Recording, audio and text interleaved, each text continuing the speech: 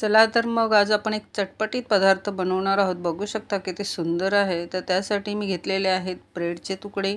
छान असा ब्रेड घ्यायचा आहे फ्रेश आणि एका वाटीने मधला भाग असा कापून घ्यायचा आहे, कारण की असं केल्याने मुलांना खूप आवडतं, मुलं आवडीने खात असतात। म्हणून आपण असे कापून घ्यायचं आणि जे साईडला कड उरले ते टाकायचे नाही। त्याचा चिवडा कसा बनवायचा तो माझ्या चॅनलवर व्हिडिओ आहे, तर तुम्ही बघू शकता। तर एक वाडगं घेतलेलं आहे, त्याच्यामध्ये आपण सर्व साहित्य घेतलेलं आहे ते आपण आता मिक्स करून घेणार आहोत। याच्यात थोडंसं कमी जास्त झालं तरी चालतं। तर बघू शकता मी बटाटे उकडून घेतलेले आहेत छान नरम असे, आणि त्याच्यामध्ये आपण गाजर घालत आहोत। उकडून घातलेल्या भाज्यासुद्धा घालू शकता आपण। मी 3च पदार्थात बनवले कारण खूपच टेस्टी झालेला आहे। कांदा छान असा बारीक कापून घेतलेला आहे। कांदा कापून घेतल्यानंतर आपण त्याच्यामध्ये हिरवी मिरची किंवा तुम्ही लाल मसालासुद्धा घालू शकता, पण हिरवी मिरचीने खूप छान दिसतं सुद्धा आणि टेस्ट पण येते।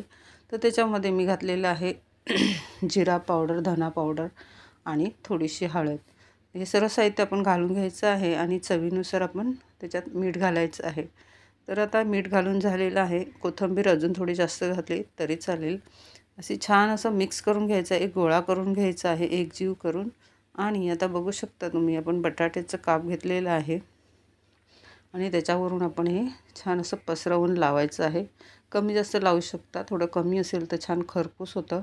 तर मी भरपूर असं लावून घेतलेलं आहे, बघू शकता मस्त दिसतंय। खूप टेस्टी आणि खूप चवदार असा हा पदार्थ झालेला आहे। लहान मुलांच्या टिफिनला तर खूपच सुंदर, घरी केलेला त्यांना पिझ्झासारखा दिसणारा एक पदार्थ आणि खूप छान असं दिसतंय, तुम्ही बघू शकता। त्यासाठी मी घेतलेलं आहे पांढरे तीळ। पांढरे तीळ आपण थोडेसे वरून लावायचे आहेत, त्याच्याने डिश खूप सुंदर दिसते आणि ते भाजल्यानंतर सुद्धा त्याची टेस्ट खूप सुंदर लागते। तर तुम्ही बघू शकता किती सुंदर झालेलं आहे। मी अजून एक तुम्हाला लावून दाखवते। जर तुम्हाला माझी रेसिपी आवडली असेल तर नक्की लाईक करा, शेअर करा, सबस्क्राईब करा आणि माझा व्हिडिओ बघितल्याबद्दल थँक्यू। तर तुम्ही माझ्या चॅनलला सबस्क्राईब करून याच्या पुढच्या व्हिडिओ छान असे बघू शकता। नाश्त्याचे पदार्थ खूप सारे आहेत त्याच्यामध्ये। तर हे बघा अशा प्रकारे आपण सर्व टिक्की आता तयार करून घेणार आहोत। खूपच सुंदर दिसतंय, मला तर असं बघूनच खाण्याची इच्छा होत आहे, बघू शकता। मुलांना तर खूप छान वाटेल, तुम्ही नक्की करून त्यांना द्या।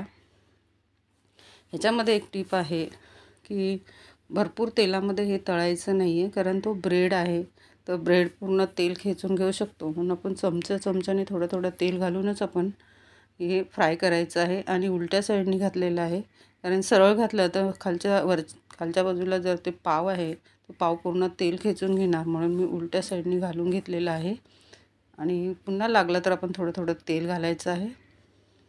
उलटसुलट करून छान खरपूस भाजून घ्यायचं आहे आणि त्याला कलर येईपर्यंत तळायचं आहे ते छानपैकी। बघू शकता सरळ केल्यानंतर किती सुंदर दिसतंय। आता बघू शकता किती खरपूस आणि छान असा गोल्ड कलर आलेला आहे, म्हणून याला गोल्ड कॉईनसुद्धा म्हटलं जातं। तर हा पदार्थ खूपच सुंदर झालेला आहे, बघू शकता। तुम्ही नक्की करून बघा आणि मला कमेंट जरूर करा। हे बघा मस्तच झालेलं आहे। आमच्या घरामध्ये केलेलं कोणालाही पुरलं नाही, मी भरपूर केले होते। जे साहित्य थोडं थोडं उरलं होतं त्याचंसुद्धा मी केलेलं आहे। ते बघा किती सुंदर डिश दिसते आणि माझा व्हिडिओ बघितल्याबद्दल थँक्यू, थँक्यू, थँक्यू।